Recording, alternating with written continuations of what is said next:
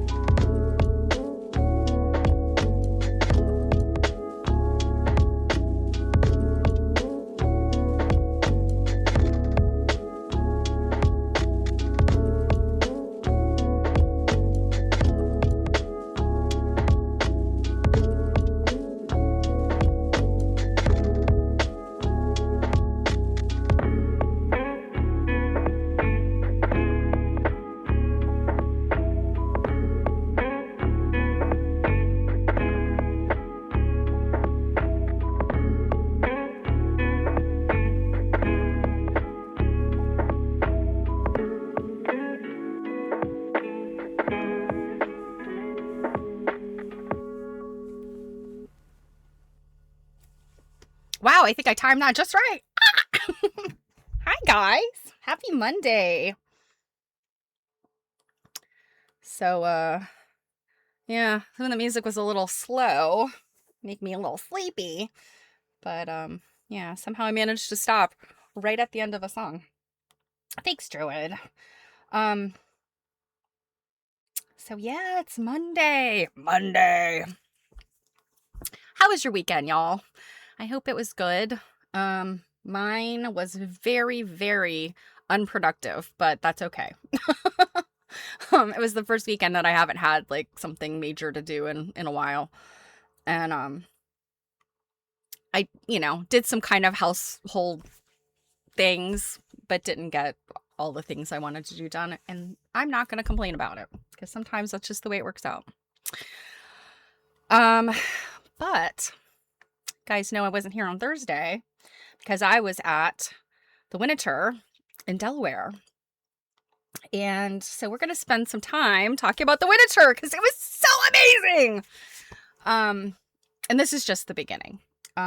Jill and I have an opportunity to go back up there. And we have some future opportunities. Let's just put it that way. We got to go see a whole bunch of stuff, but I mean, probably barely the tip of the iceberg, really, because we only had like a day and a half. Not even, really. Our dear friend Matt works there. He is the Lindy Eaton Associate Curator of Textiles, I believe is his title. And I'll tell you who Lindy Eaton was. He's been there about 18 months. So he, kind of, we met him sort of early in his career there. And I think he's kind of got his curator legs, I guess. He's got his lay of the land kind of ironed out. So he is making good on opportunities for us to get up there and see some stuff, talk about some stuff, learn some stuff, have things to show our friends. So gosh, where do I start? Oh my goodness. It was just amazing. So first of all, if you are on the East Coast, if you live in the Mid-Atlantic or thereabouts, go to Winterthur when you have a chance because it is amazing. It's very cool. Essentially, it is a giant estate that was made into a museum, and it's got a lot of acreage that has been preserved for beautiful horticultural things to happen. And it's a hidden gem. I think I'm kicking myself because I've lived on the East Coast my entire life, in the Mid-Atlantic thereabouts, and I currently live, as the crow flies, about an hour and 20 minutes from Winterthur, and I have never been there. And I really didn't even know it existed until like a few years ago. And I feel dumb about that because, I grew up kind of in a hotbed of history. I grew up in Fredericksburg, Virginia, which has both colonial and Civil War history. And that really, honestly, that's probably why, because I got so sick of that stuff as a kid. I did not appreciate it for what it was. We got sent to all of the different historic homes and properties and battlefields and all that stuff as a kid, on field trips. And you want to be hanging out with your friends and running around on the playground and going to amusement parks, not being dragged to stuffy, dusty old houses of people that died 200 years ago. But oh, how I wish I could go back to being a child and absorbing all of that. But I am in many ways, because I have some access to these places now. And I also think, like, it's been a long time since I've been to some of those dusty old homes, around where I grew up. Like, I haven't been to Mount Vernon in ages. The Kenmore, the Martha Washington House. I'm sorry, the Mary Washington House. Ferry Farms. I drive through Ferry Farms all the time. It's really close to my mom's house. It's where George Washington was born. And he grew up, his boyhood home. In fact, I think it's in Stafford County.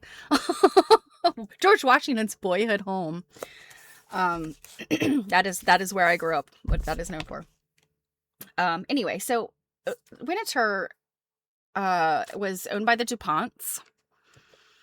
It is named Winterthur after a town in Switzerland. And the I guess the original, the Meta DuPont, the first one that arrived on the scene, had this impossible French name. Let me see if I can sound it out for you. You guys know what my attempting to sound out French sounds like. It's ridiculous. Let's see. I did a phonetic. So his name was Eleuthère Irénée Dupont de Nemours. And his first name, Eleuthère, it's E with a thing over it. Leuthe with the thing going the other way. Re. I'm never sure about how to pronounce the French words when they have the little things over the E's. And especially when the things over the E's are going in different directions. Like, oh my goodness. Anyway, he arrived on the scene in the 1700s, and he was known for gunpowder and munitions. So for the Revolutionary War, moving on into the 1800s, you know, this property that he purchased, it's you know, it's being given, or actually it may have been his descendant that purchased the property. In any event, Winterthur, being this Swiss village or Swiss town, is where E.I. DuPont, let's just call him that because I'm not going to keep trying to pronounce that, his name, Eleuthère Irénée. I know that's not the way it's pronounced, but anyway, E.I. DuPont. His business partner was another Swiss-French gentleman who lived or came from this town called Winterthur. And his name was Biedermeier. Biederman. I have not committed any of this to memory. Let's see. Yes, he was his dates. So E.I. DuPont, his dates were June 24th, 1771 to October 31st, 1834. He was a French-American chemist and industrialist who founded a gunpowder manufacturer. So actually, his gunpowder was not used in the Revolutionary War. It would have been later. We had plenty of wars. They had plenty of wars for his munitions. Let's see. His business partner was... The DuPonts were... They came from, like, the Reign of Terror, right? They fled. I'm not seeing it here. Okay, so it was E.I. DuPont who purchased this site in Delaware off of Brandywine Creek. And he was fairly young when he did this. And he married a woman named Sophie. They had 8 children. He died in Philadelphia at age 63. Possibly cholera. Maybe a heart attack. We don't know back then. Anyway, so he's the Meta DuPont. Yes. Thank you, Druid.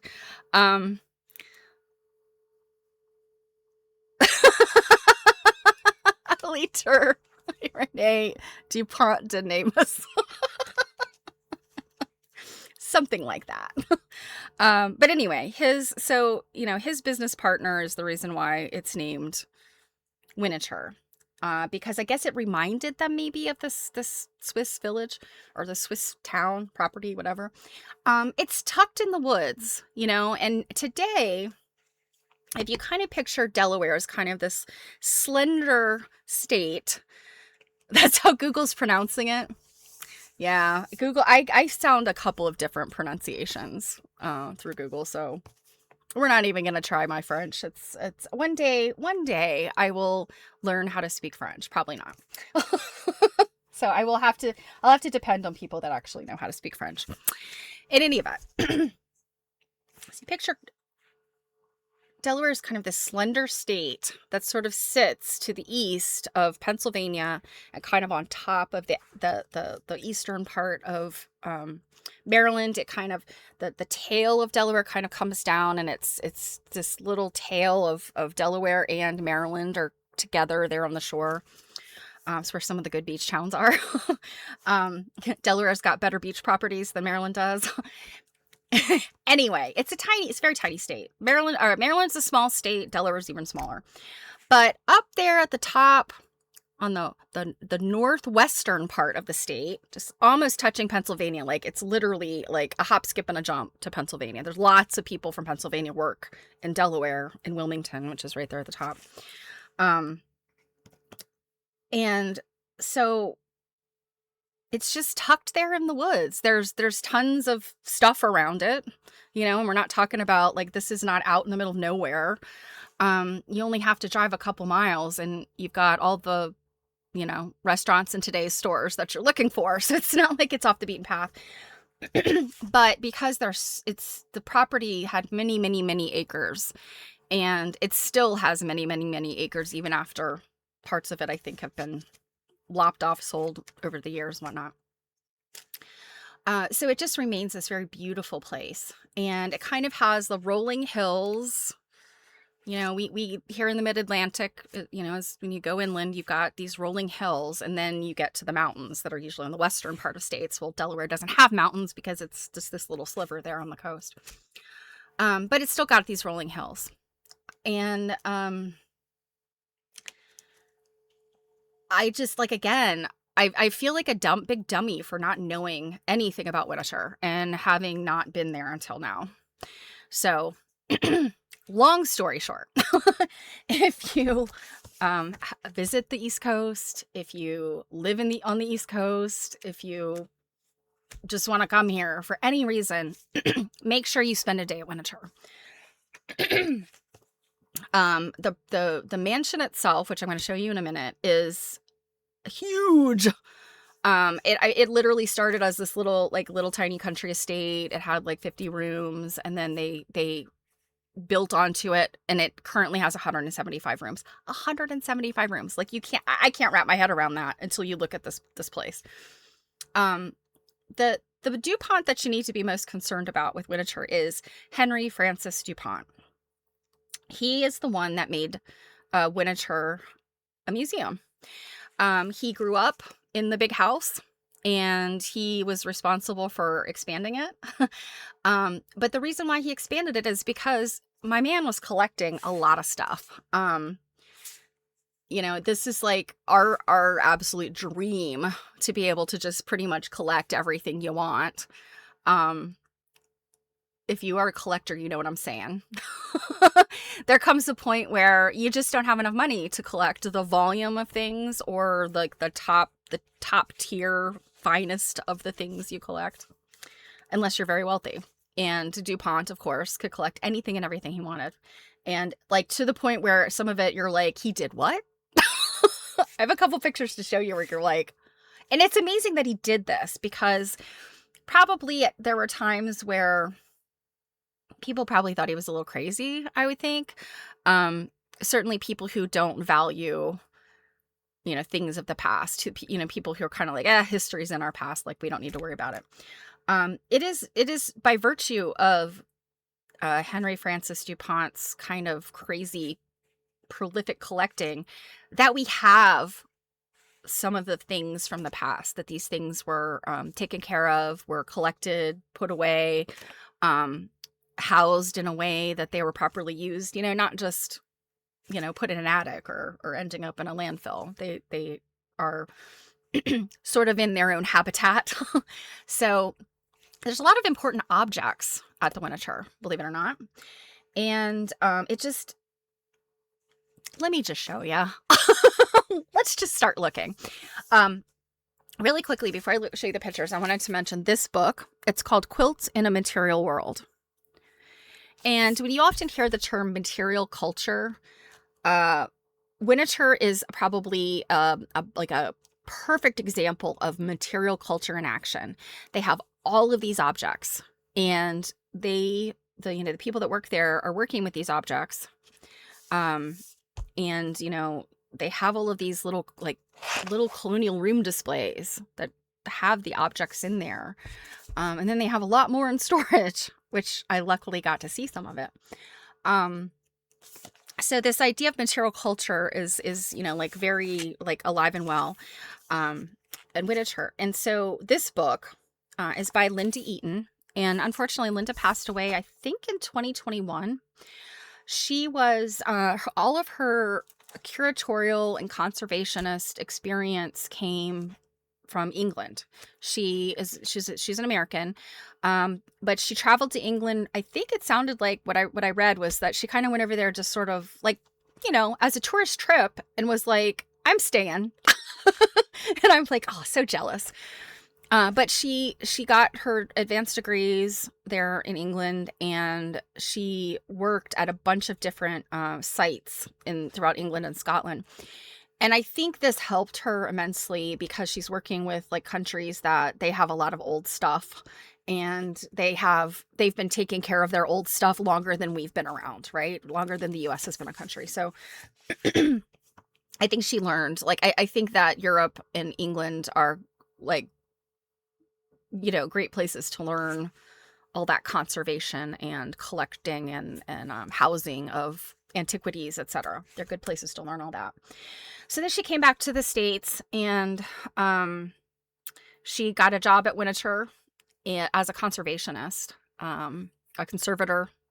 I'm not sure what the right title is. Conservationist, conservator? I think conservator is probably the museum term. So she got a job as a conservator, and then, she worked her way up until she was like the grand dame curator of the textiles. So this book is her contribution to quilt study, and is a wonderful book. Pictures of things in here that I saw. I saw this, and I have a picture of it to show you. So, and there's a method to the madness of how she put this book together. So it's a very good book. You can find it on AbeBooks. I think I have 2 copies of it. One is it's intended for somebody, but I think one of my copies somebody gave me, and my other copy I think I bought for like $9 at Wonderbooks. So you can find it through AbeBooks. It's not very expensive. Really good book though. If you're into chintz, I saw more chintz than chintz and toile. Chintz and toile. I mean, this is the kind of stuff that they have there, and are pictures of in this book. All of the very old things. So, good book. All right. Let's get started here. I've kind of described this all over the place, but another interesting thing, in terms of like the DuPonts, they got their U.S. money with gunpowder, a gunpowder factory, munitions. Then they become the industrialists, right? And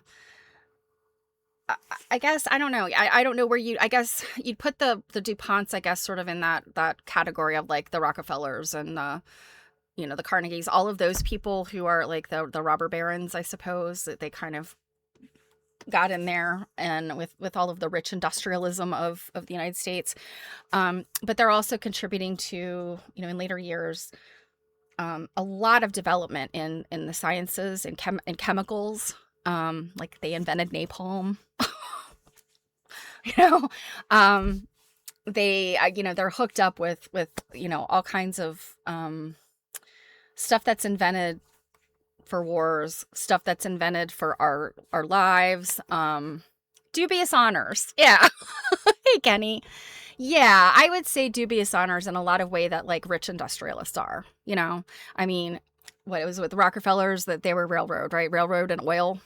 I mean, these are things we need. These are things we use. But if something is useful in our lives, it's certainly useful in war, or things that get invented for war become useful in people's lives. It's already really hard to tease that stuff apart. Because I mean, yeah, again, you could sit there and kind of say bad things about the DuPonts, like I just said, invented napalm, but they also, the DuPont company was also, did a lot of work in plastics. Also kind of like, ooh, but the world of plastic, is everything from like, Tupperware and plastic bags to like important medical devices and stuff. So I think it's unfair to just paint with this broad brush these industrialists were terrible people. They were not. They did make a lot of money off of dubious things, but um, so see, Kenny said the whole reason that Nobel created the prize from the fortune he made from, okay, yeah, from TNT. Yeah, I mean, it's just like the good comes with the bad comes with the good. It's really hard to tease those things apart, and then it's really hard to look at some of this stuff like in black and white. It's just it's way too hard. So, what we're gonna say about Winterthur is that we're really focusing on Henry Francis. He and his sister were the last DuPonts to live on the property. I think his sister was the final remaining DuPont that lived there. When they moved out of the mansion, they moved into what they called the cottage. It was also a 50-room mansion. They were like, oh, it's just the cottage. We're just going to move over to the cottage. But he just had this vision, and I think it was a really brilliant vision. And, if rich people are going to do stuff with their money, I'd rather them create museums than more gunpowder. Right? Like, so I feel like we have to give, Henry Francis a little bit of kudos for his work. So let me just scoot over here, and you can see we're walking along the pathway. And here in the distance, you see the mansion, the manse. And right here on the left, this little sliver here of person, that is our friend Matthew Monk. He was so generous with his time. And honestly, I think, even though Winterthur has this DuPont, the endowment, DuPont money that keeps them, alive and going, I certainly think that there's like national endowments and stuff that are involved in such a large entity, but they also have their own money, essentially, because the DuPont set it up that way. So they're kind of lucky in that in that aspect. They aren't like the Smithsonian. Unlike the Smithsonian, they are not relying on government money to stay afloat. So they can kind of do what they wish. They can, right now, all these, the Smithsonian, really, for lack of any better specifics, the poor Smithsonian, which is just been like my favorite destination, my mecca, my absolute mecca since I was a child, has really, really been hollowed out and whipped harshly by the current administration. And that just breaks my heart. And don't get me started. I'm not going to start on that. But Winterthur doesn't have that problem because they're not taking money from the administration. So, but what you're seeing here, these gorgeous pathways, and like you can see, there's little stairs everywhere because of the rolling hills. Lots of like, pretty steep grades. So we got to take a tram around the property because it would take a while to walk it because it's pretty huge. But we got to take a tram. A lovely woman named Caroline, who I think she does all kinds of cool jobs there in addition to driving the tram around. And she gave us this wonderful tour and explained, a whole bunch of stuff about the grounds. But this is the house. And there's one picture I forgot to take, which is the conservatory, which is right here. You'll see it right here on the corner. And then that's kind of the entrance that we went in. What's really interesting is when you're on I think it's the north side of the house, which is up here. You're looking at the north side of the house. This conservatory is actually on the 5th floor of the house. Because when you come down to the south side, because it was built kind of into a hillside, the other side of the house you see is like 8 stories. But this side of the house looks much smaller and less overblown mansion. And they wanted it that way. The DuPonts were like, well, we don't want this to look like a mansion. Well, when it has 175 rooms, I mean, you can't get away from that. I'm sorry, my man. but but they really wanted it to look like this, like just estate in the woods. And the woods definitely, the just the beautiful grounds really do they provide a really nice scene for what you see of this place. So I'll move on. This is we're kind of getting closer, down the pathway. We're closer here, and you can really get some idea. This is just like one side, one wing.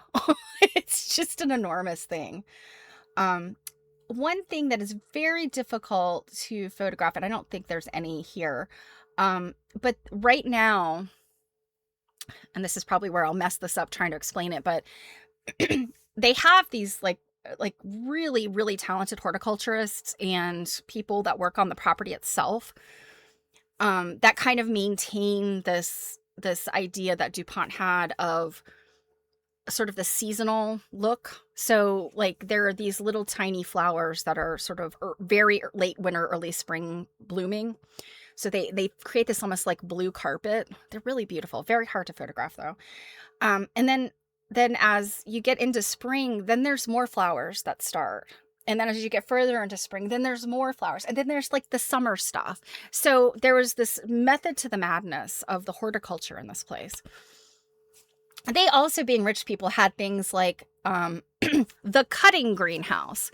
What is the cutting greenhouse, you may ask? Well, it's when you live in when you live in a mansion and you get fresh flowers at your table and inside the doorway and here and there all over. That's what the cutting greenhouse is for. So, it's stuff that we mere mortals don't really understand. But you're getting an inside look at what happens in rich people's lives, right? So this is actually kind of in between one wing of the mansion, which is where the like all the offices and things are, like all the stuff. The storage, the offices, the conservation lab, like all the things are in this kind of tower here. I think I've got this right. I think I'm oriented correctly. And then you've got a library, like a massive, beautiful library that is open to the public any old time. You can go on the property, go directly to the library. You can make an appointment. They'll pull things for you. It is a wonderful research library. And this little space in here, I think I've got this right. I'll show you a picture in a second. Campbell's. And this is where, do all very rich people know each other? Yes, apparently they do. Captains of industry, they all knew each other. So the Campbell's family of Campbell Soup fame, back when the family was still running the show, now it's owned by one of the food conglomerates, but back when the Campbell's family was actually running the show, they had this massive collection of soup tureens, like big vessels for soup. That was their corporate art collection or their corporate antiquities collection. Well, when the family is no longer part of the company, they gifted their soup tureen collection to Winterthur. So I have pictures of a soup tureen collection for you. But in addition, they donated money to create these office spaces, this building here. So, yeah. This is just kind of another picture. You could just see like all of the architecture here. There's so much going on. It's so big. It's so amazing. Okay, so here I am inside, taking some pictures of the soup tureens. This thing actually, I caught another one of them in a picture. I can't even remember where I was within the building. But I snapped a picture of something. It was like a tablescape or something that had another one of these, but it's like a bowl, right? It lifts off, top of its head lifts off, soup tureen, right? A lot of it was just these like big silver plated things, but so many interesting soup tureens. And this section that I'm taking pictures in, like it's all this glass wall, and then there's another bunch of it behind me. And then over on the other side of the entrance, there's a whole nother room just like this of all these soup tureens. So this is part of the permanent collection, donated by the Campbells. And look at this sea turtle. The unfortunate thing is the ones that are from the Victorian era, Matt made a point that I'm like, yeah, often soup tureens were shaped and made to look like what they were going to contain. So when you see a turtle soup tureen, it probably was meant for turtle soup. Um, but still, nonetheless, it's a really cool looking thing. And some of these soup tureens are just weird. Like this one just has like beautiful pastoral stuff on it. All these silver plated encrusted stuff. The Buddha, he's a soup tureen.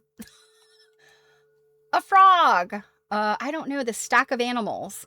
This is probably very late in the game when they collected this thing here.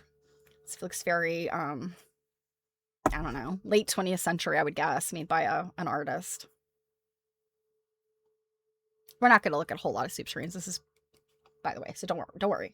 We're going to get to textiles. These beautiful rabbits. I don't know a lot about, like, ceramics and china and stuff. But I would suspect that these are something like famous, well-known, whatever. Look at this boar's head, chicken, I think. Okay, so inside, up close to the library, of course, they have the architectural model of the place. So you kind of see an overhead of what we're dealing with here. So, this is the property itself, or the mansion itself, and then these are like the building with the library, etc. in it. And this is the cottage. I think this is the cottage. Yeah, so lots of stuff there on the property. And then I think that this is a later version of what you see over here. So you can see now this is where the soup tureens were. This is that little building that connects these two pieces. So interesting. I always love these little models because I think they give you yeah, so the main part, yeah. So they've got these little things labeling what's going on. I think it gives you like more perspective on what you're looking at. This was another one. Now, none of this stuff did I have time to stop and really read about or understand what I was looking at. I'm just like snapping pictures as we're running by because, again, so much to look at. Matt gave us a private tour of some parts that are just not, they're not, the main part of the house, like this one floor where you go in through the conservatory, which we'll see in a second. That is open for a self-guided tour. You pay your money, you go in, you can spend as much time as you want. There's docents in every room. Everything's roped off. So like you can't really wind your way through the stuff. You're kind of looking at a room from like the entrance of the room. But lots of folks there that work there that are, more than happy to sort of give you a little spiel or tell you, answer a question about something. I was very pleased to see that. So this is, we're back outside, kind of walking past. You see there's all kinds of little porches and things. Okay, so here's inside the conservatory.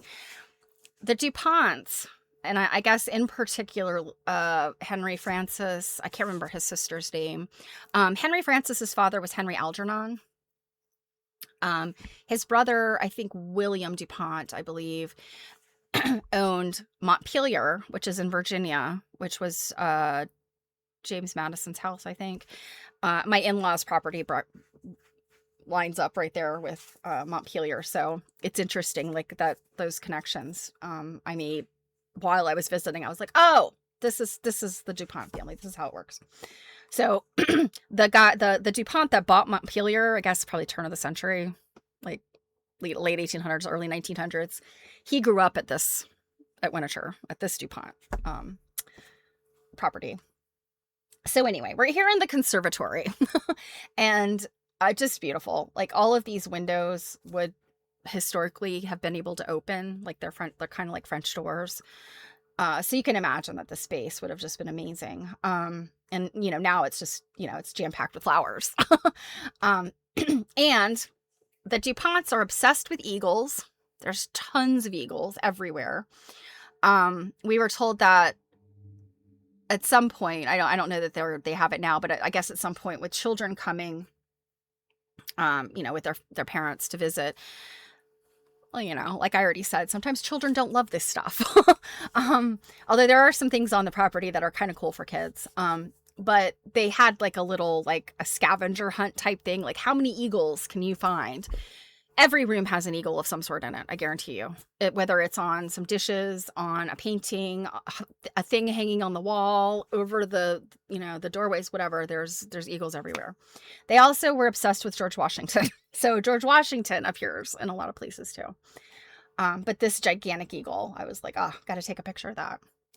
I focused on that, did not take a picture of the entrance to the conservatory, which I thought was actually pretty neat, but sorry, you'll have to go there to see it. And then we step inside a room, and this is where I learn the next important thing about Henry Francis DuPont's collecting.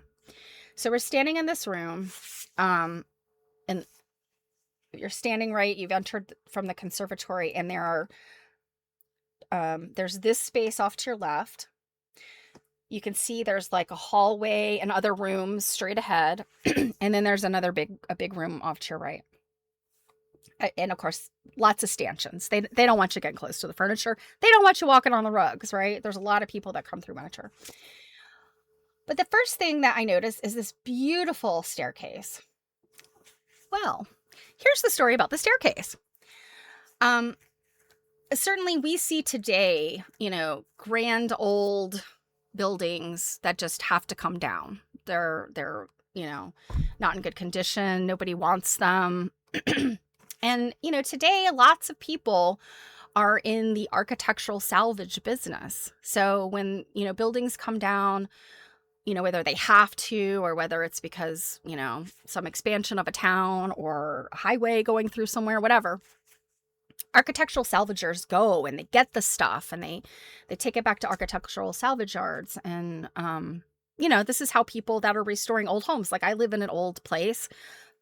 There's a few things my husband has gotten from architectural salvage to, in working on our house. Well, H.F. DuPont might have been the original architectural salvager. He brought this staircase from a plantation house in North Carolina that was being demolished. And not just the staircase, but other stuff too. So I in my mind, I cannot picture how they do this. There's so many places I've been where they do talk about these kind of things, like, oh, that building didn't used to be there. They moved it like across town. Or, this entire staircase was not original to this house. They brought it from a plantation in North Carolina. I just can't wrap my head around how that even happens today, much less back then. But there's a method to the madness. There's people that know how to do this. And ergo, you see this beautiful staircase that came from North Carolina and was installed at Winterthur. I have another picture of from this floor up above where you can see this opening. It's really cool looking. So in addition to massive staircases, and I don't want to say random, but also kind of random. Like HF was collecting, all of this Americana, like all this colonial revival. He was collecting at a great time when, people were seeking this stuff out and, turn of the century, late 1800s, you've got, it's the Gilded Age. There's lots of modernity being applied to society and, out with the old things. And so, this is one era where antiques were fun and interesting, right? And we often will refer to the first colonial revival, and that was like turn of the century into the 20s, like very beginning of the 20th century.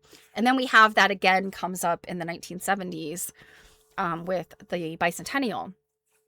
And you'll always hear people talk about like these are when your quilt revivals come about. So, early 20th century, again in the 70s, and so on. So H.F. DuPont was getting his hands on a lot of cool stuff during this first colonial revival. So not just staircases and not just things like dishes and furniture and textiles, which we're going to see tons of it. He also would take literally whole facades of houses.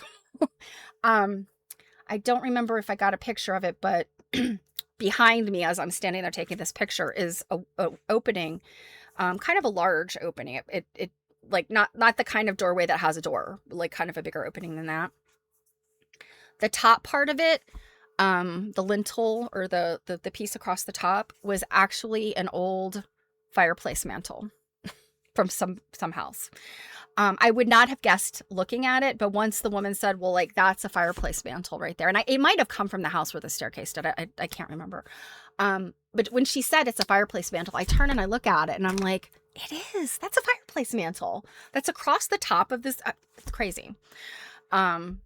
And he did a lot of repurposing like that, I suppose. We really see a lot of repurposing in the textiles because lots of instances where quilts were deconstructed, made into,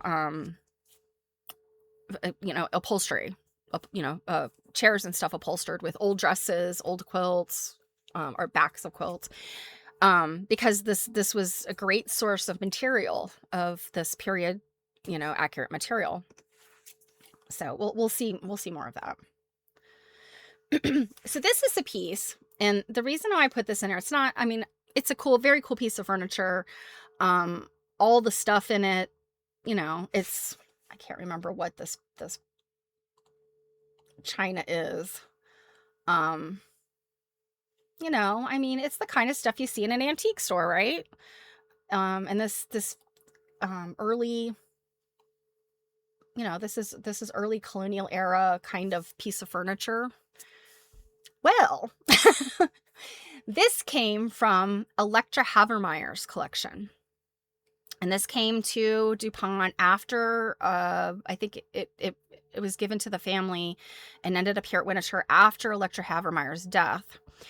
And you might recognize Electra Havermeyer's name because she is the lady that created the Shelburne Museum in Vermont with some help by Florence Pito for the quilts. Electra Havermeyer also collected a lot of this early American decorative arts is essentially what the Winterthur collection is, and the Shelburne is the same. The Shelburne is also a property. It's not just a big old house. It's this property, and I have not been there, although I've done a little bit of scholarship with things they've sent me. So I very much appreciate the people at the Shelburne. They're a little bit different, but kind of, from my perspective, when you're looking at, some like a historic home or historic property, the fact that it's got grounds, they're very similar in that aspect. So, HF was friends with Electra. He visited, the Shelburne, and this is during a period, he's like, this is interesting. He'd been collecting some other stuff.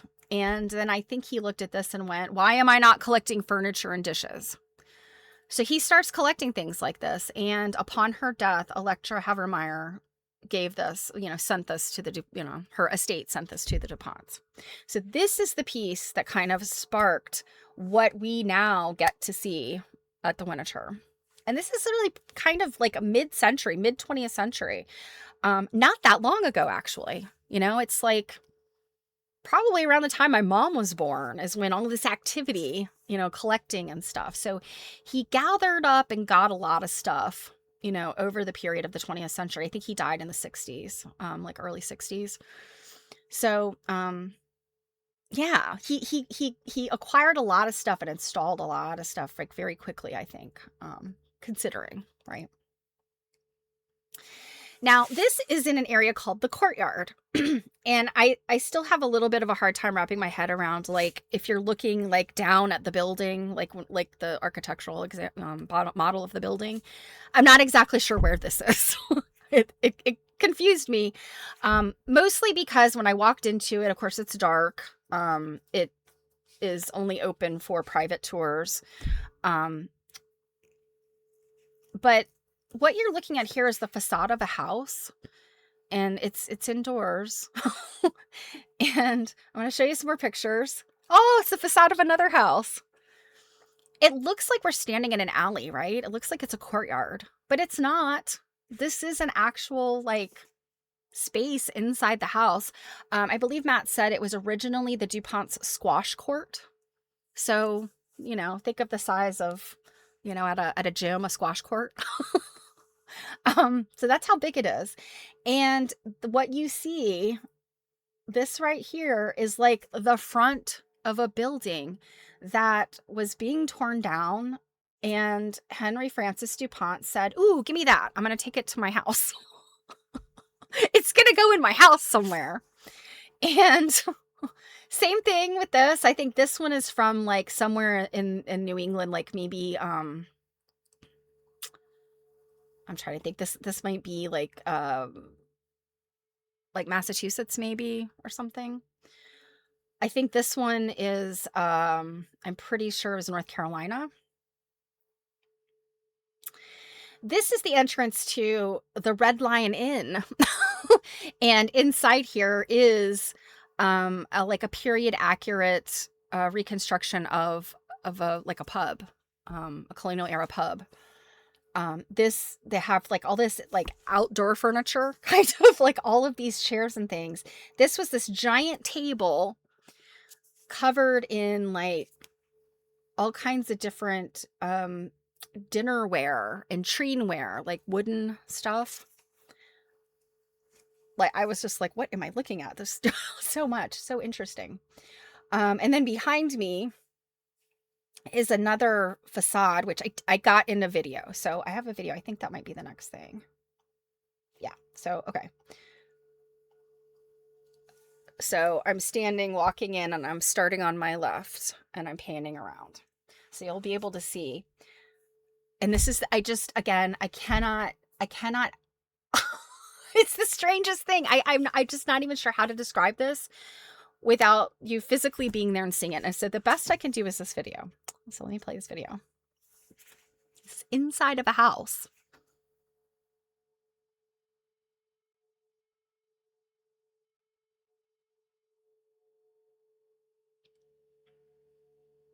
I see Jill and our friend Selena.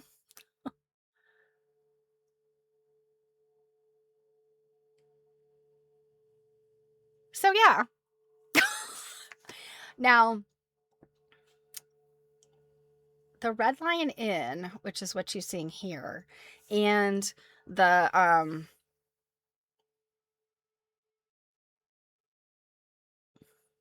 this entrance, these are coming from a place. These are coming, you're going through the property. Now, these two facades, the other two, this one and the one straight across, they're fake facades. We did not go inside, but like this is a shallow thing. Like it's like, think of a hallway, like the width of a hallway. Matt stepped aside because we're like, is there other rooms in there? And he's like, well, no, it's kind of a false thing. So you can walk in and see, but it's just essentially like a little hallway. And presumably this one is the same way. See it's lit up here. It's lit, but it's not like a whole room or a passageway to walk through like the other two entrances are. Can you imagine having something like this in your house? Now at the point that all of this was installed, my guess is he's already in the I'm making a museum point. They lived in this house, this enormous property.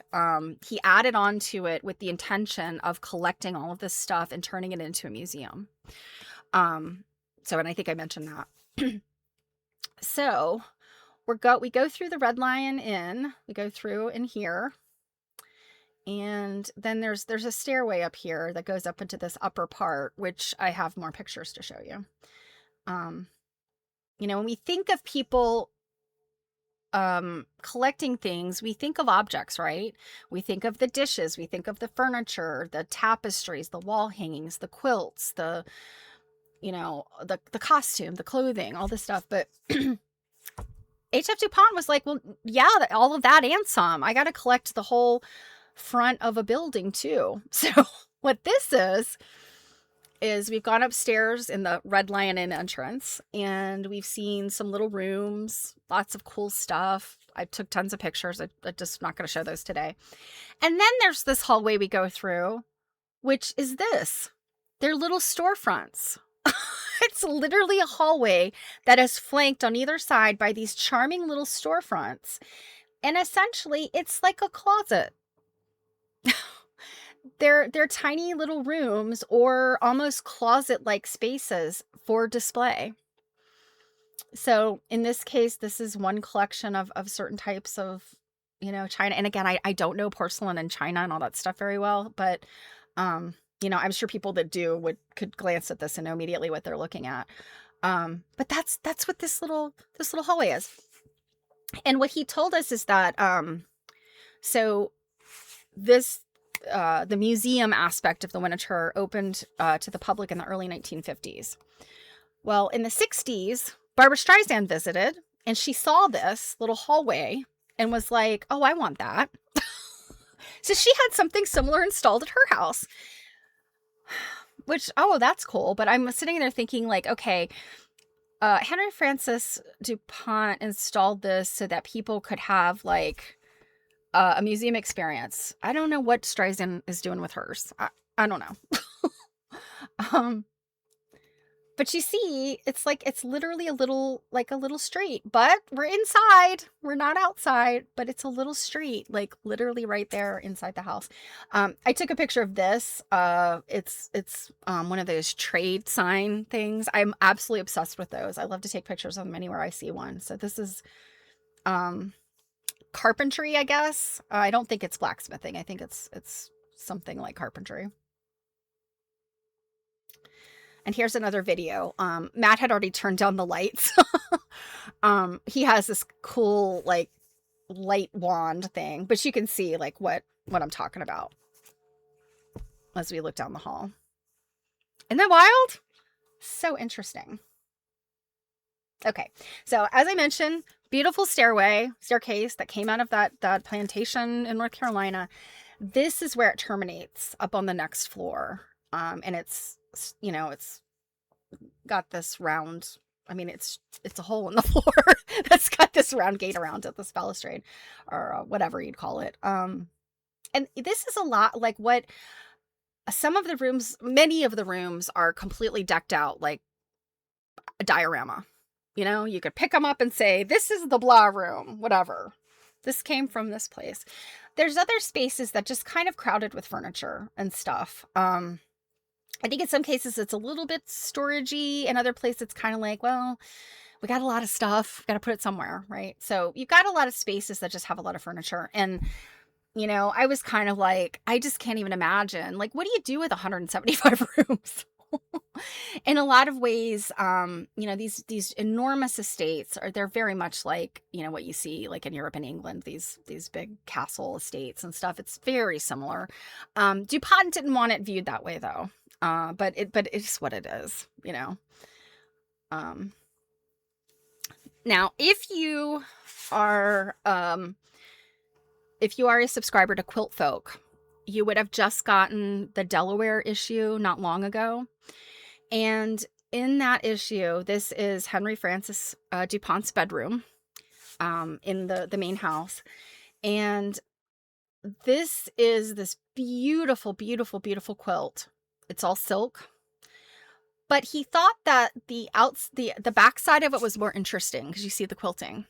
It's this sort of gold colored silk. And so the beautiful patchwork, I mean, there's hexagons, there's all of these, piecing and stuff. All of that beautiful work is on the sheet side. All that I can say about that is like, what? DuPont, what? He had a very, very specific eye for how he wanted things to look and how he wanted things decorated. I don't remember the story of where this quilt is from. I just, my mind keeps circling around like, why would you flip that thing to the back and only look at the back? But we have to say that for all of his weirdness, this quilt, obviously, because he didn't have it face up, it was preserved. This, the beautiful, it probably never saw the light of day until now because it was face down. So we have to say, for all of his weirdness, he did make some really kind of interesting decisions that resulted in us having these beautiful things to look at now. But this identical picture where I'm standing is in the issue of Quilt Folk. You'll see this. And of course, their photograph is probably much better. They had the lights adjusted and everything properly. But you can see, I mean, the beds here are like some real old fashioned stuff. Definitely very, very colonial. Okay, now we're getting into pictures that are kind of like, oh, that's not much to look at. But I'm showing you because of how exciting they are. Because they represent to me all the other stuff. The stuff that is like in the treasure chest, which is all of these storage rooms, all of these like conservation and collection storage spaces. Matt kind of talked to us about, kind of his vision for some of this. Newer cabinets and things. Like he's working off of like, I mean, I've seen kind of what other museums, like smaller museums, have to deal with, and a lot of times it's very outdated, like furniture and storage, whatever. Like these are some kind of chain system to hold these very heavy rugs. These are rugs, and these type of metal carts that have the conservation boxes. They're acid-free boxes and things. But I've seen museums that are dealing with like really outdated stuff. I want to say the Winterthur has pretty good stuff, but it's not 21st century. Like it's like late 20th century good. So in his mind, I think he's got some plans and some hopes for like where he can kind of refurbish some of this stuff, get some newer cases and things for stuff. But this is a looking like, if you've never been backstage at a museum, this is what their collections storage might look like. So within the textiles, he's got many, many rooms in this corridor. So this room happens to have the rugs, and they're all rolled up onto these like big bolster things. Some of them are covered, with like, I guess, muslin or canvas or something. And they all have their numbers on them. You got all this stuff in boxes. Like there's so many of these archival boxes with just treasures galore. And they'll have a little picture on the box, so you know what's in there. It's so cool. I mean, it's just like, I kept joking. I was like, all right, I see this little nook and cranny over here. I'm gonna crawl in there and I'm gonna stay. Like you guys won't notice. Just turn out the light. Don't mind me. And that's like, no. There's no way somebody could stow away in the museum. I don't know if any of you ever read the book, the Mixed Up Files of Mrs. Basil E. Frankweiler. I think it's a little boy and girl, siblings, who run away from home and go try to live in the Met, the New York Metropolitan Museum. And that's what I keep thinking. I'm like, oh, if I could just stow away, I could hide somewhere and they'd never find me. And then I could like frolic all night looking at all the treasures. So this is, I believe this is quilt storage. And you just see, or this might actually be like other textiles. No, I think these are quilts. So you can see, what's in there based on these pictures. And sometimes like you can see multiple generations of curatorial work. It's kind of interesting when you look at an institution that's this big and this, and I say old, it's really not that old because it's only really from the 50s essentially. But this big and with this much stuff, and you've had generations of people that have taken care of these items. And there's different systems, I guess, they use, but you'll see like handwriting of stuff, on some of the boxes before computers, right? So, but yeah, so many of these bakers racks with all this stuff. So these were, so this is fabric, but these like things that were holding the fabric, they remind me very, very much of, my mom used to work in a home deck store. And all of the fabric big heavy rolls of upholstery fabric were set into these kind of, they're thin. So, the piece of furniture is not that big, the structure. It's kind of got rolls on one side, rolls on the other side, and it's a very narrow thing. It's almost like a bookcase, but very long. And there's like these pegs in here that hold these long dowels that the rolls of fabric are put on. All of this fabric is from various sources. You've got like literal yardage that was never used that they have acquired. You've got things like draperies and stuff that have been like unpicked, clothing probably that's been unpicked and create, back into yardage. So all of this stuff is stored, and then it's wrapped in this I think it's like an archival acetate to keep the dust off. And Matt just pulled them aside. They're on wheels. And so I could look down and take these pictures.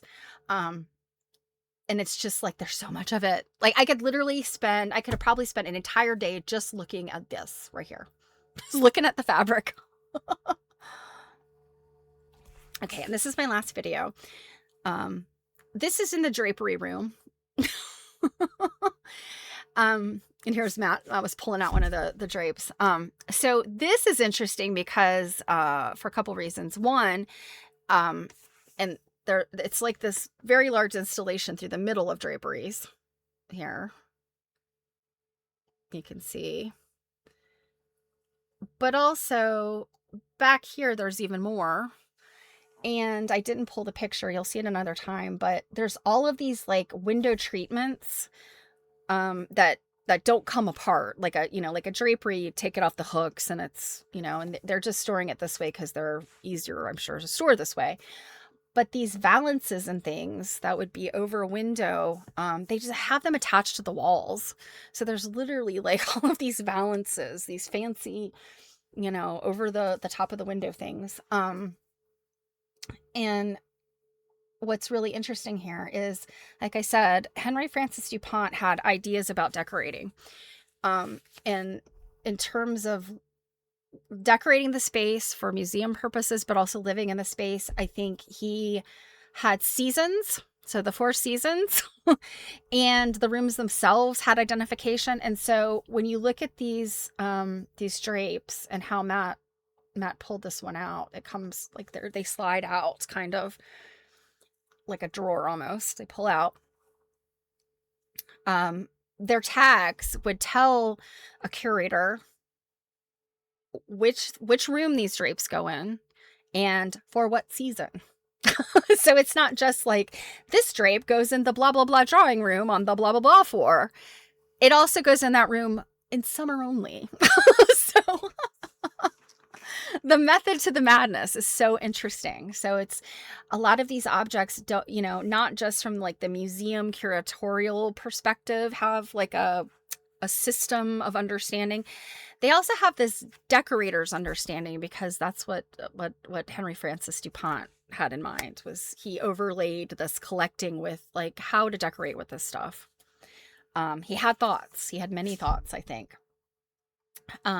So the pictures I took in here, I'm just showing you this video today, but this piece in particular, I think, is the Lafayette fabric, which is seen in many a quilt of that period. And then there are some copper plate printed drapes here that are also commonly seen as like backings or sort of fussy cut pieces in quilts. Quilts of that time period, no, they weren't making quilt fabric. The fabric that went into quilts was either like upholstery, drapery, bed drapes, window drapes, that type of fabric, or it was dress fabric. So, and then sometimes the dress fabric was used as drapes. Sometimes the dress fabric upholstered a chair. And that was another really interesting thing. I took some pictures of stuff where Matt would point out, like, see, you can see there's like holes, like stitch line holes in this like slip cover that's on this chair, or literally upholstered onto the chair. And you look up close and you realize it's like a chevron pattern, or a diamond pattern. It was a quilt. It was the back of a quilt. And either the quilt was deteriorating, or they just wanted that yardage that was on the back. And I think that, he said, he kind of confirmed what we all know, which was quilts were kind of ubiquitous. Quilts were not seen necessarily as a textile of importance. And so they were harvested, stuff was harvested from them. So if they had like this big swath of an important fabric on the back that HF wanted to upholster a chair with, well, somebody would cut the quilt apart, remove the top and the batting, and to free up the backing, and then that could be used to upholster a chair. So that was interesting. And I knew those things happen. You'll often hear, especially in castles in England and Europe, you'll hear about these big grand pieces of fabric that may have been like, an example would be Queen Elizabeth I had this very famous dress in a painting, and they don't know what happened to the dress. But the theory is it's one of those giant, like, enormous skirt, farthingale kind of like hoop skirt situation. So bazillion yards of fabric in it. The theory is that it was, not cut up, but all the stitching was taken out of it. It was deconstructed as a dress, and that yardage was used in ecclesiastical draperies or textiles, because it was a very fine, beautiful fabric that had like cloth of gold in it and embroidery and all this stuff. And so, who is the next richest group besides the royalty back then? The church. So, things that the royalty cast off, or were no longer being used by royalty, may have been transferred over for church use. So that's an example of, textiles were viewed just very differently than, like a piece of furniture or a painting, or something. They were just kind of like ubiquitous, yet they looked at the value in different ways than we would look at it today. So, wow. I feel like I have barely showed you anything. Like, this is tip of the iceberg kind of stuff. I will tell you now, I've already chosen what I'm going to show you on Thursday, which would be Winterthur in a miniature. If there's going to be tiny things, I'm going to find them. And there were the children's rooms, lots of little children's furniture, all the way from like the toddler child-sized furniture down to like doll-sized furniture. Dolls and things, and little beds, and just adorable stuff. So I've got that to show you on Thursday. So keep that in mind. Not a lot of textiles in that one. That one's more like the furniture and the little toys and pieces of stuff. But yeah, I just, I knew I knew what I was in for. I knew it was going to be fun and exciting. I knew there was a lot of stuff, but, knowing and actually physically being there are two different things. It's really quite overwhelming, to be honest. We joked around with Matt, but, I think about an employee coming in there, and especially, now they have a pretty advanced system as far as a key card badging. You have to badge in and out of places. There are employees that would never have access to the things that we got to see, simply because their job, their responsibilities just don't touch this stuff. Like they don't have any responsibility for this stuff, so they would not have access to it. So they would only kind of know their world would be very different than like what Matt's world is. And I just can't imagine, with the kind of wide open access that Matt has, just not being thoroughly overwhelmed every day. And, just getting your arm, I think about, like, imagine his first week on the job, right? Having responsibility for all of this, and, and access to it. It's quite overwhelming. Some other pictures I have, like, are, the conservation spaces. We did go into one of the conservation spaces where they were working. One woman was, I think she was tacking a banner, and it looked like it was something centennial related. I would have loved to have just sat down and talked to her. Like, what are you doing? What is this piece you're working on? We just didn't have time, but she was working, gloved hands, special, needle and thread and all that stuff, which she was, I think, tacking it down. The other woman that was in there, I think, might have been her boss, and she was working on something. It was just very cool, just to see all of these things. And I am so grateful. I'm so appreciative that, Matt opened up, a day and a half of his time for us. But just also that this exists, as opulent and, like, you think, if one family kept all this stuff to themselves, as they very well could have, Henry Francis could have collected all this stuff and just been like, mine, it's all mine.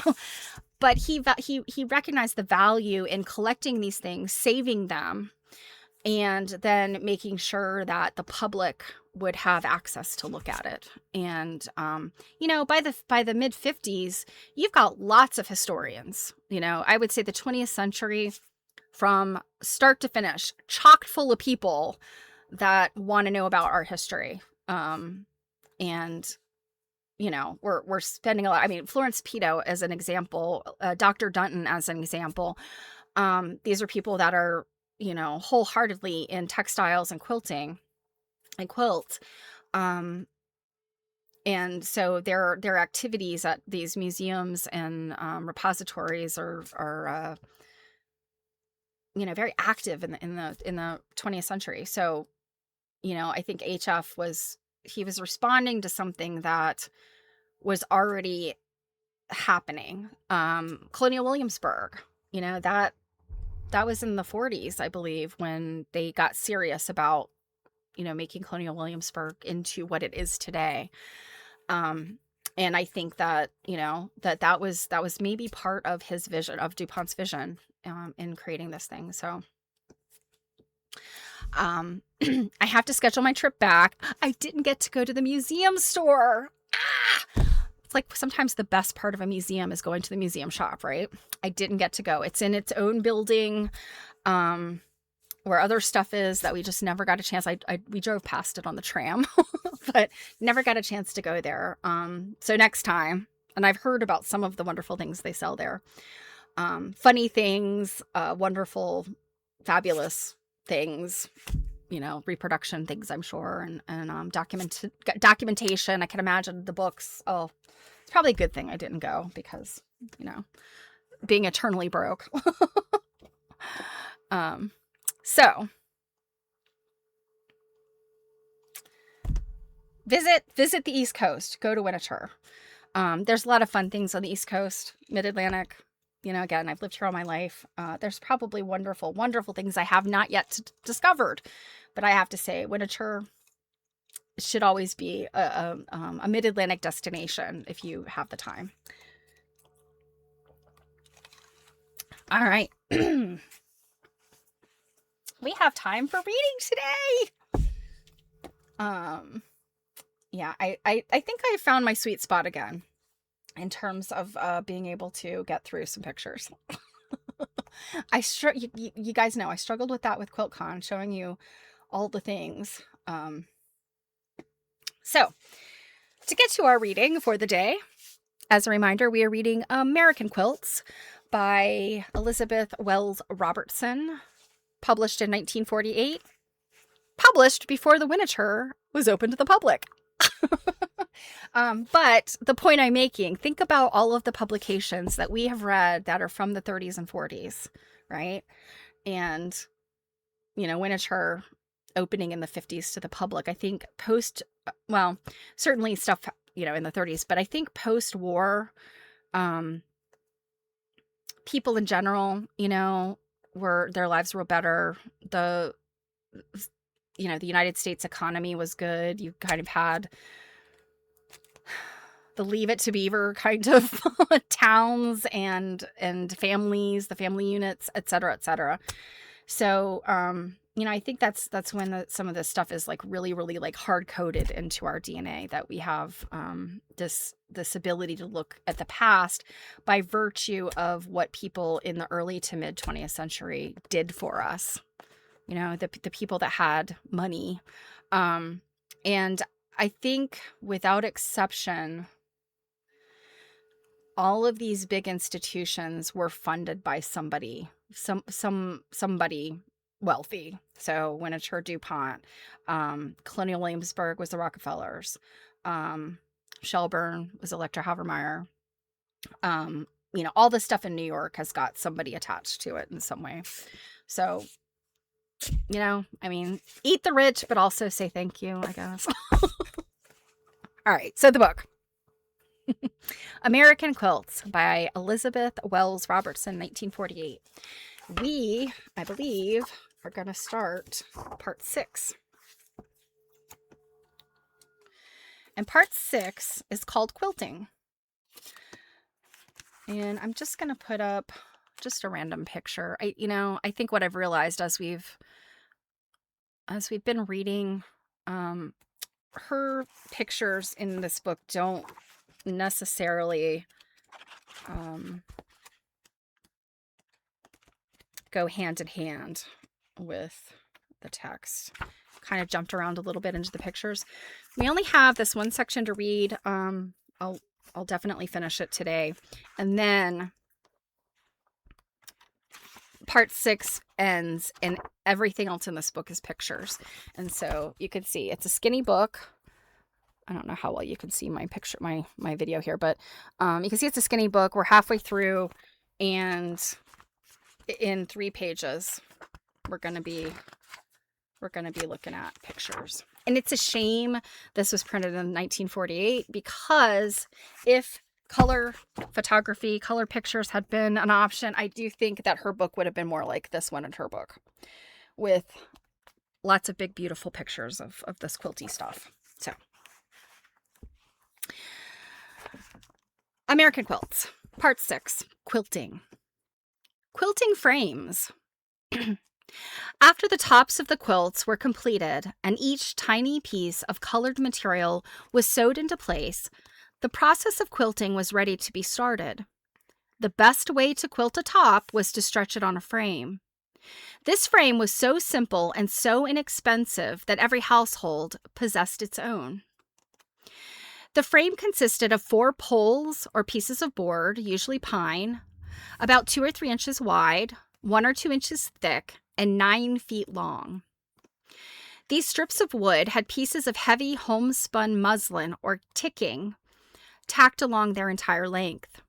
They were fastened at the 4 corners with metal clamps. The back of the quilt was fastened to the frame by basting or by means of pins.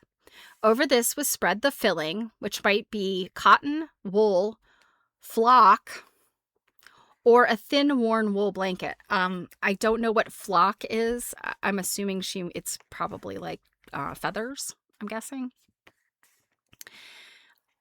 The decorative top was carefully stretched over this.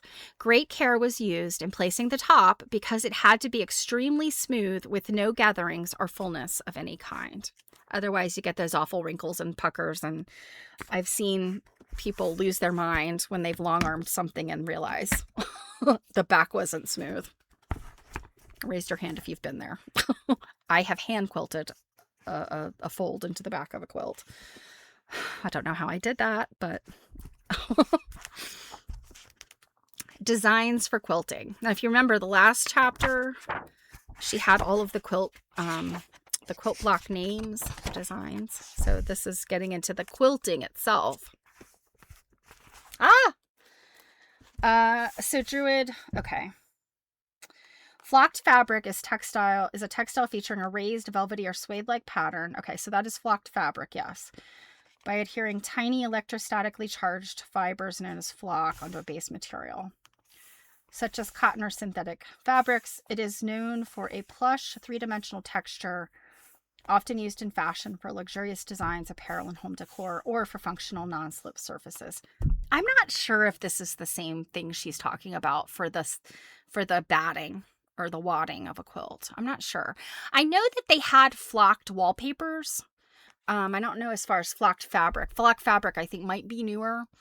But I knew they had flocked wallpaper like back in the 1600s. And that was essentially where they're like block printing a pattern onto the paper and then using like electrically charged fibers like to sprinkle over it to make it like velvety. Um, I'm not sure though if flock is the same thing. I mean, it might be. I just don't know. So, yeah. So cotton wool flock or a thin worn wool blanket. To do a little bit more research on that. And speaking of, I have not forgotten about the quilt that we had talked about in here. A documentation of, let's see, what is it?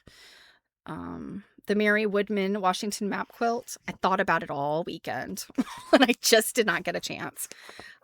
Therein was my lack of productivity, right? I'm going to find that quilt though. I'm going to find out where it is. Okay, designs for quilting. In studying the old quilts, it is interesting to see how fine was the taste of the quilters. Great reserve was shown in the choice of pattern. In the backgrounds to quilts, where there was a great deal of design in the colored blocks, simple all-over designs were used, such as the shell. I'm assuming like the clamshell, I think. The quickest background pattern, and perhaps the easiest to make, was the diagonal. Diagonal quilting was much more effective than the horizontal or vertical quilting, following the weave of the material. Single diagonal lines arranged in groups formed patterns called double and triple diagonals. When diagonals running in the opposite direction crossed, diamonds were formed. When the diagonals were unequally spaced, the resulting designs were called hanging diamonds or broken plaid. Ah! I feel exonerated. Remember, I think it was we were looking at some QuiltCon quilts, and there were some that the quilting, like the diagonal or the lines were, like not unevenly spaced, and like all I could think of was, it looks like plaid to me. I feel exonerated because she's calling it that too. Okay, so Truett says, flock is not to be confused with the decorative spray-on flocking used on Christmas trees or fabric, but rather refers to the material itself, often the context of high-quality dense cotton or synthetic fiber sheets. Okay, this might be where we're getting somewhere. So high-quality dense cotton. That could be what she's talking about, the flock. So something that's maybe like a flannel almost, something that's floofy. I don't know. I have to look into this more. Oh, flock batting. Oh my gosh, I totally missed this. Okay, wait a minute. So flock batting refers to a type of batting used in quilting and crafting that is made from flock. Tiny, finely cut fibers that are densely packed together, usually through a process like needle punching. Okay. Okay, that's making sense to me now. And I think about early batting. Some cotton battings were on what was called a scrim, which is a very fine, thin, like base fabric that they used like a punch needle process to sort of make the cotton stay. So like it didn't just come apart. So it was kind of like a dense thing. I'm wondering that must be what we're talking about here. So finely cut little fibers, then that kind of needle punched to a fabric. It's really interesting though, because I have not seen any of the other writers talking about this flock or flocking. All the other writers talk about just cotton and wool. So, or an old blanket. I think there's a few that have mentioned the old blankets. When there were open spaces in the blocks or in the corners, design units were used, such as princess wreaths, cornucopias, harps, pineapples, stars, peacock fans, oak leaves, swirls, birds, starfish, circles, spiderweb, weeping willow, rosettes, comet, bouquet, dove of peace, and eagles. Various designs were also used in the colored pieces of the quilts and flower wreaths were perhaps the most popular. Well, I would say she's probably right. In the borders, running vines were used. A favorite design for the border was the cable, princess feather, the serpentine, and the ocean wave. The sources of design for quilting were the same as for the units which formed the blocks for the tops. Religious motifs were used, such as harps and crosses. Patriotic emblems appeared in corners, such as eagles, anchors, flags, and liberty bells. Perhaps there was more originality in the borders than anywhere else in the quilt. Vines wound around half pilasters, showing that the quilt artist may have been influenced by wallpapers, low-relief plaster, or the carved wood of mantels, bedsteads, chests, or stenciled chairs. I saw a lot of that, you guys. So all of this like low relief plaster, carved things, Winterthur's rooms are just full of that stuff.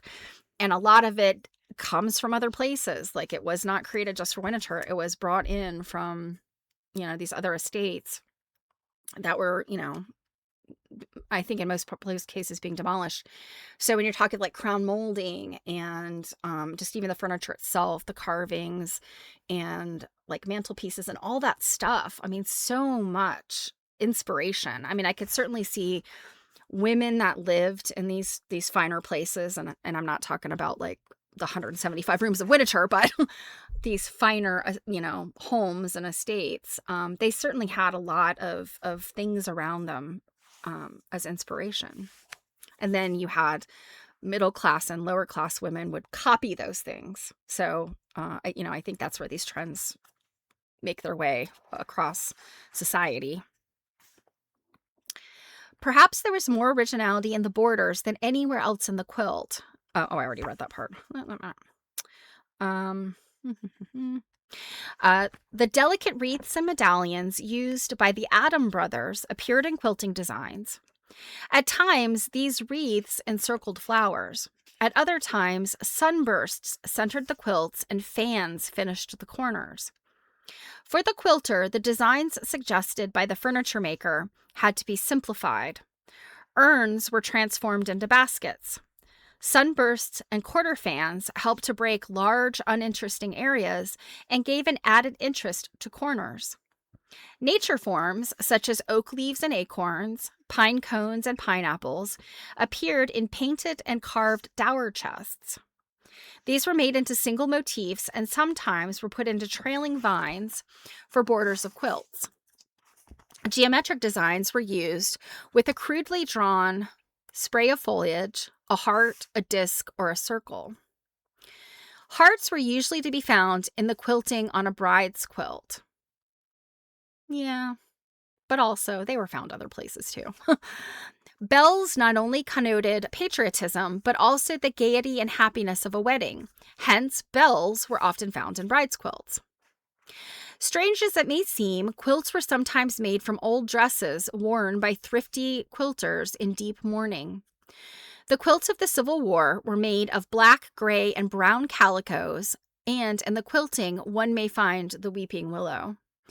The morbidity in these women, which found expression in mourning pictures, hair and wax flower wreaths, samplers, and quilts, is reflected in the poem The Patchwork Quilt by Natalie Whited. Her last name is spelled Whitted. I think that's Whited. So, she does not have the poem here, so we're just going to have to guess.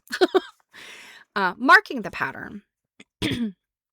When the pattern was decided upon, there were several techniques for the application of the design to the quilt. A spur was sometimes used, which did the work of the dressmaker's wheel. So I think she's talking about one of those wheels with the little pokey gear-shaped thing. Some quilt makers used a string fastened tightly to the sides of the quilt. White chalk was run along this string and snapped. We talked about that. That's a carpenter's tool. In this way, a straight line was made on the quilt, which could be easily erased. The popular story is that in some communities, a bride was allowed only to snap her bride's quilt. All the rest of the quilting was done by her friends. Something tells me that's just a popular story and that's not real.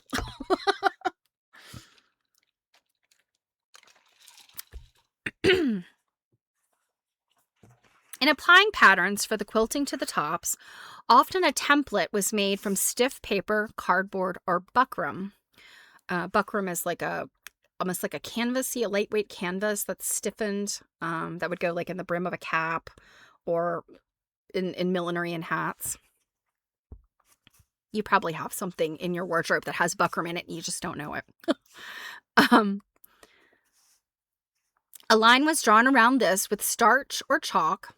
Starch or chalk, pencil, and charred pointed sticks being rarely used because they tended to soil the quilts. There is a decided art to quilting, and though each woman developed her own technique, there had always to be an evenness of stitch and a certain regularity of touch, which would become rhythmical once the work was started. It is no easy thing to take short, even stitches through 3 thicknesses of cloth. Knots could not show, and no fastening of threads were to be visible. The whole quilt had to be one mass of short, even stitches. The very position in which the work was done made even stitches difficult. The left hand had to be held under the work while the right plied the needle, and great care had to be taken so that no fingers were pricked, for even the tiniest drop of blood would stain the quilt. That's why there's blood on a lot of quilts. Because it is very easy to stab your finger when you're hand quilting if you've never hand quilted. Trust me on that. All white quilts. Perhaps the finest, and now the rarest of all quilts, is the all-white quilt, which depended upon the fine quilting alone for its success. These quilts were made of homespun cotton or linen and were most elaborately executed. There was usually a large center medallion with a series of borders around it. Many times the center medallion contained an urn or a basket of flowers surrounded by an elaborate border of princess feathers. In these all-white quilts, the reverse side was quite as lovely as the top. Indeed, in imitation of these meticulously quilted counterpanes, white quilts were invariably used as spreads. Came the machine-made Marseille spreads, but fine as they were, they could never replace the handmade all-white quilts. And the mention that the reverse side was as lovely as the top, I would honestly say a very, very well-made quilt, white work quilt, the top and back should be indistinguishable, really. If you're so talented that your stitch length and regularity is the same front and back, which I can tell you mine is not, so don't think I'm looking down my nose at anybody here. But if these needlewomen were able to get the top stitches and the stitches on the back the same length and evenness, you really shouldn't be able to tell the top from the back of a whitework quilt, unless a lesser fabric was used on the back, say,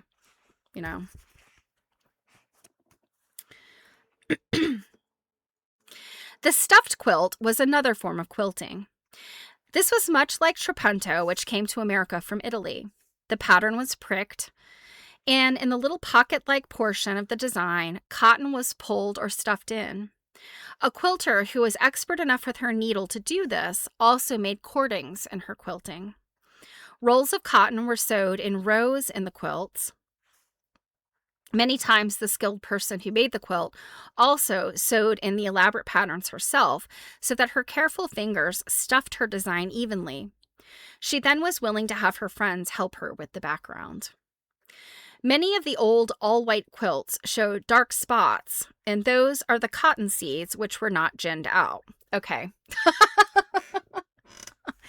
And here we see it written in writing completely wrong. Okay. I've mentioned this before, I'm certain. But I've made my own batting out of cotton. I've literally bought cotton bolls and removed the seeds and the debris and combed them and made them into my own batting. So what I can reliably say is what she is talking about is, so in no way were they ever putting cotton that had seeds in it inside a quilt because I mean, I'm certain I've shown you guys a seed from cotton is like bigger than I'd say.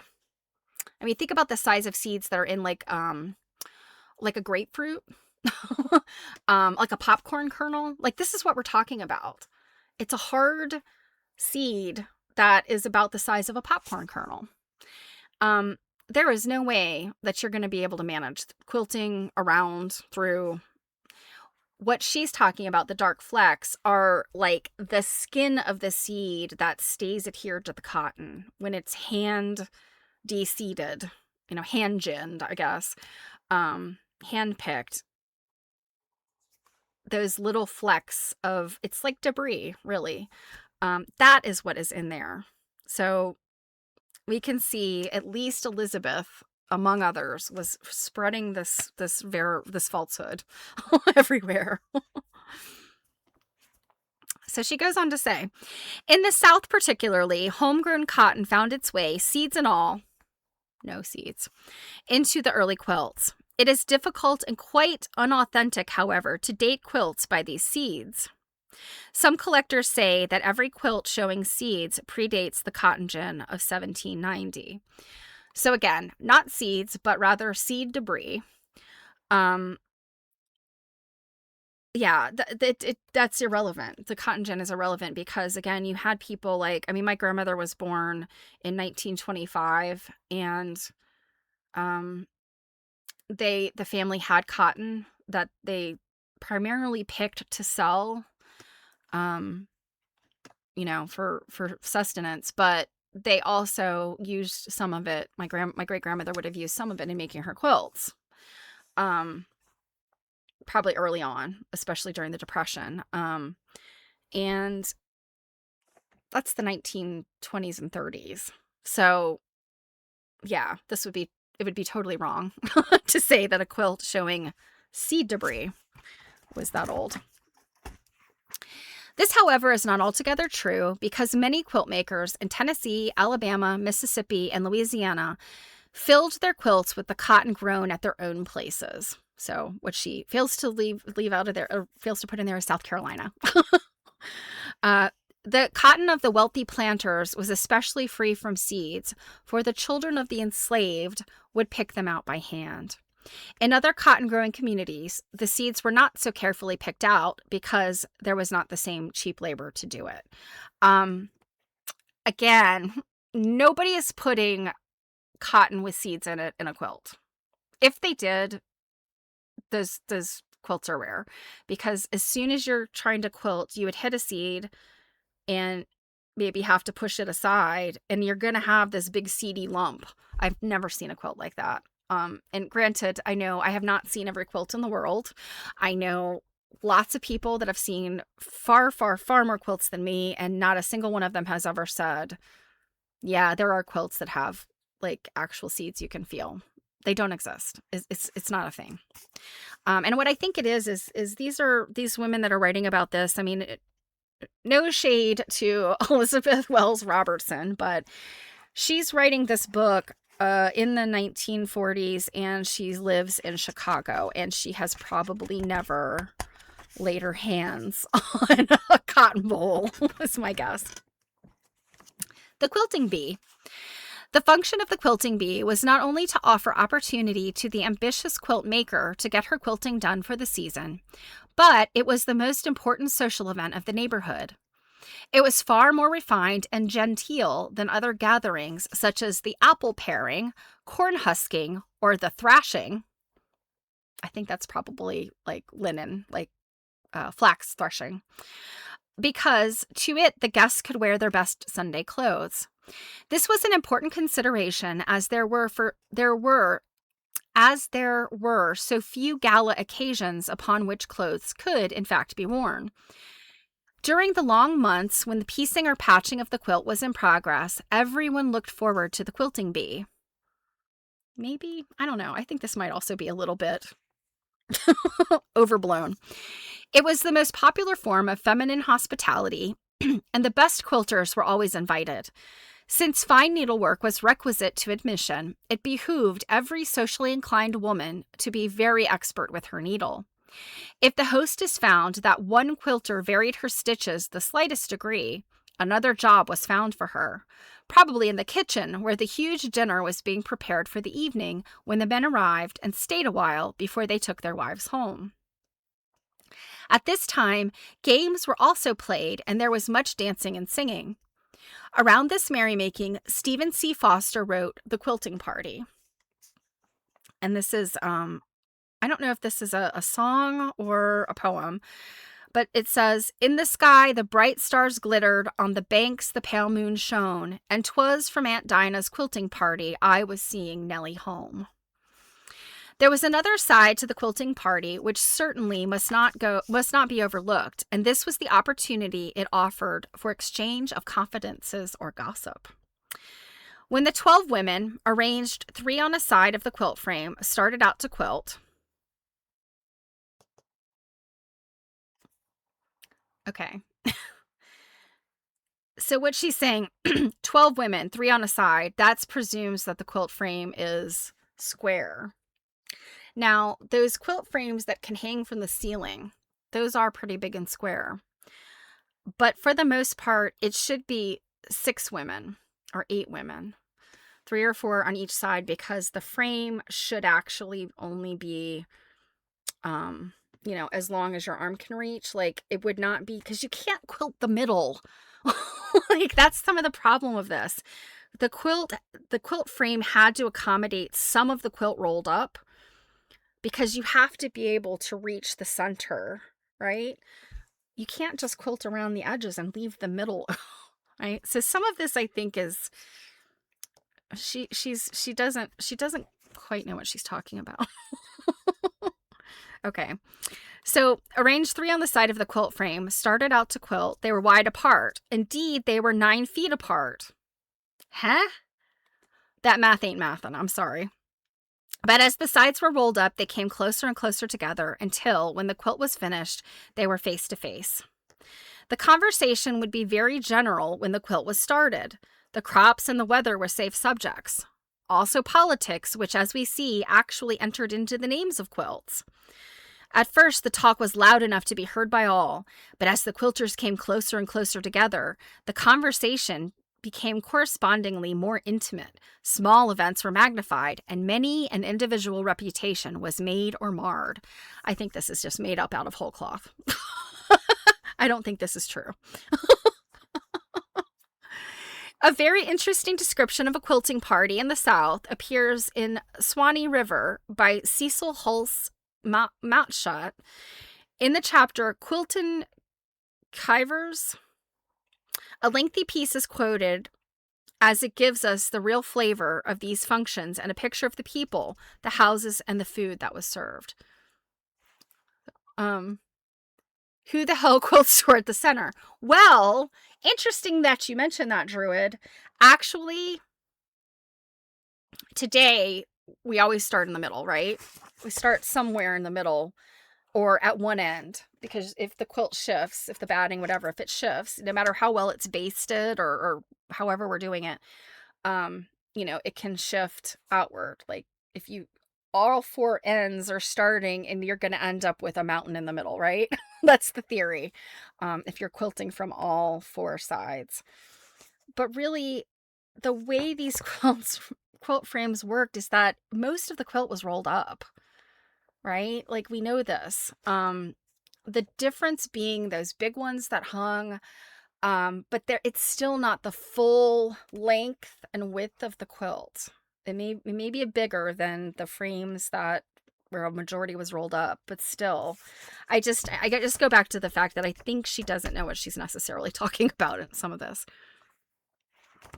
Okay, so this is the Cecil Hulse Mountshot from Swanee River. The first guest had arrived. The big room in the New Addition house buzzed with chatter as they laid their stiffly ironed sunbonnets carefully on the high bed and hunted out their scissors and thimbles from the deep pockets of their cotton and calico frocks. This was women folks' doin's. No men were allowed. The women gazed about them in awe and envy. Manthe was a master hand for smartening up. Even the homemade furniture looked better than the store chairs they had saved for months to own. There were straight-backed pine chairs made more than a generation ago, with legs stubbed from wear on the puncheon floor. Well, there's lots of terms here. I don't know what we're talking about. A puncheon floor. It's like luncheon with a P. And pieced cushions of cotton tied on the seats. The bed of sweet gum in the corner still cast off a faint fragrance from its hardened aromatic sap. I'm assuming they're meaning like a bed, like a sleeping bed. Over the cords, which took the place of springs, was a double mattress of softened corn husks and a feather bed of the finest and downiest goose feathers covered with soft cotton sheets and pieced quilts. The top spread in gay reds, blues, and greens was Chella's favorite pattern, the double wedding ring. I'm going to have to find out, when was this book, Swanee River, written? And what period was it about? Because the double wedding ring is really an early 20th century thing. So, the cypress chest beneath the window held Chella's personal things, collected against the day when she would leave the home site for a place of her own. Manthe stood on a chair in the big room, hanging heavy cords from hooks to suspend the quilting frames at the proper height. So this is one of those ceiling hung ones. So that the women could quilt while sitting down, 2 on a side and 1 at each end. Oh, that's more like it. The floor had been freshly swept, and the 2 quilt linings of heavy dyed unbleached muslin were spread out, ready for the smooth layers of cotton that served as fillers. Ooh. Okay, so Druid says, a puncheon floor is a rustic, historic flooring made from thick split logs, usually hardwoods like oak or poplar, with the flat side facing up, commonly used in early American log cabins before sawmills were available. These heavy planks, often about 4 inches thick and 18 inches wide, were laid on log joists, smoothed with an adze or axe, and held by friction or wooden pegs. Oh my goodness. Okay, so they're like basically half trees. Just take a tree, split it down the middle like, like a piece of celery, and lay it out on your floor. Okay. All right. So it's like a big rustic floorboards. Okay. So back to the story. 2 patchwork covers were spread wide and placed over the cotton-covered lining on the floor, edge to edge, and basted into place. Hundreds of little pieces were sewed together with fine stitches to form a pattern. The top for the green lining was the snake fence pattern. I've never heard of that one. In shades of yellow and pinkish brown. The other cover was Joseph's coat, which we know was usually a coat of many colors, which is like a diagonal stripes of rainbow colors. And certainly every type of color and patch was represented. Before her dazzled eyes were spread dozens of others to be quilted up during the long winter nights. The names were enchanting. Wild Goose Chase, Lover's Knot, Buzzard's Roost, Star of the East, Log Cabin, Strangers, Bird of Paradise, Cherokee Rose, Odds and Ends, Patience, Widow's Troubles, Forbidden Fruit, Hen and Chicks, and each was different from any of the rest. The side frames were laid beside each quilt, then the end pieces were bound on with stout cord, and the quilts stretched into shape, with the ends firmly fastened. As soon as the quilts swung from the cords, the women pulled up their chairs and started to sew, 6 to a quilt, using fine, even stitches through the top, cotton, and lining, and following the agreed pattern. After dinner, work went smoothly and well. The talk was all of women's doings, death, of sickness, of signs and portents, and of the everyday happenings of their lives.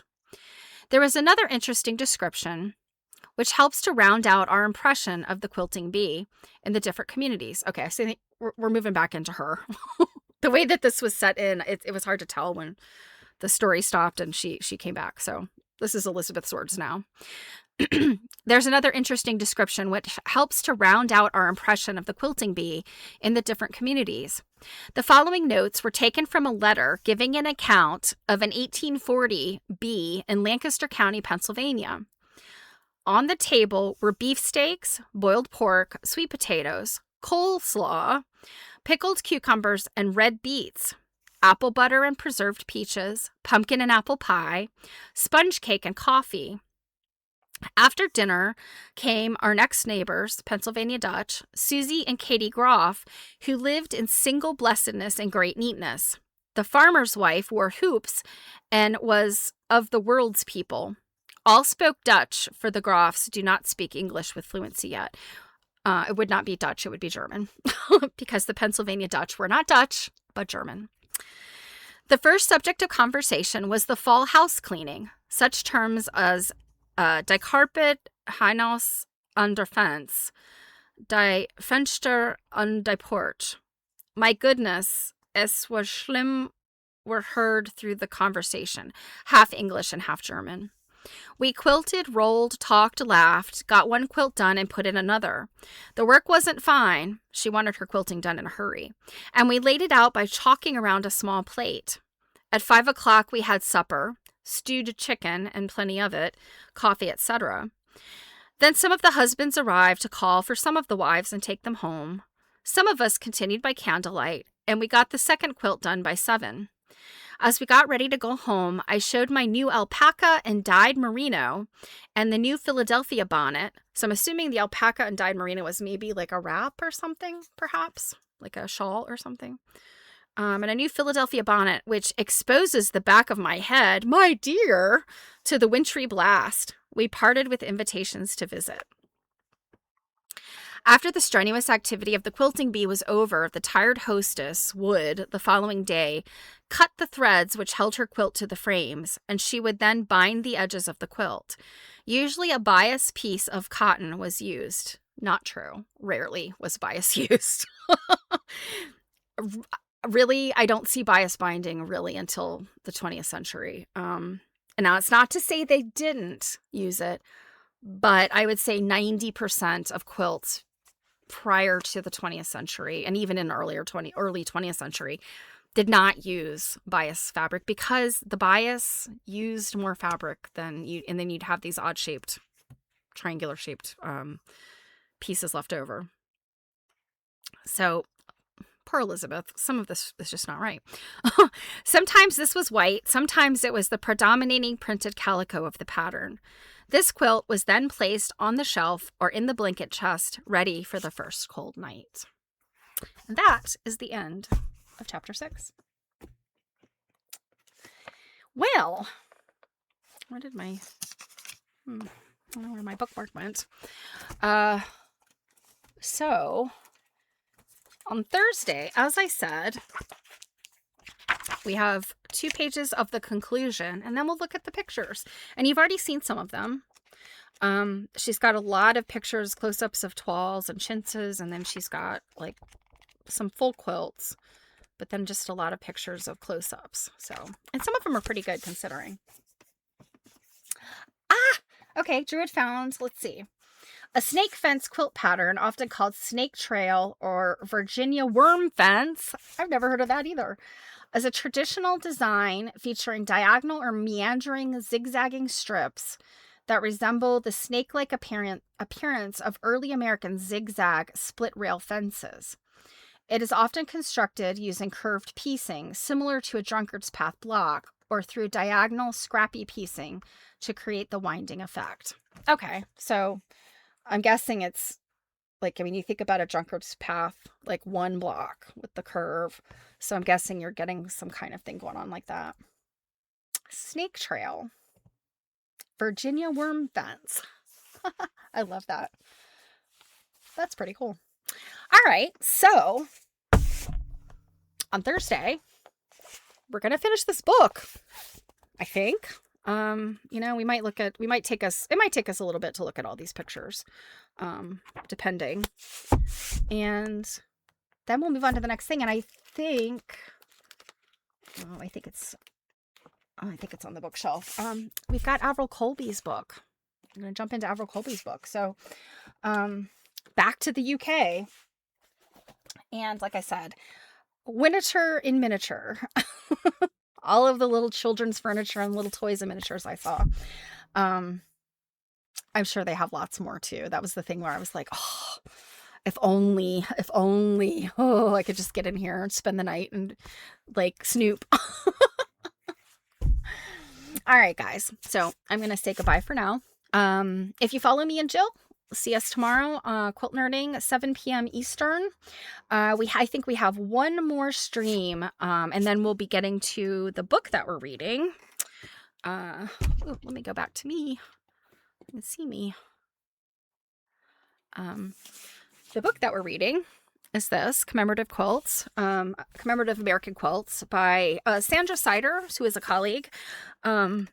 And she has tentatively said she'll come do an author interview. We need to get in touch with her again and get all that squared away. But we'll start reading the book for the first week of... No, this is the first week of April. We'll start reading the book next week. So that said, if you don't follow Jill and myself, then I will see you on Thursday. So have a wonderful week in the meantime. And I will bring you more Winterthur on Thursday. Bye, guys. Mwah!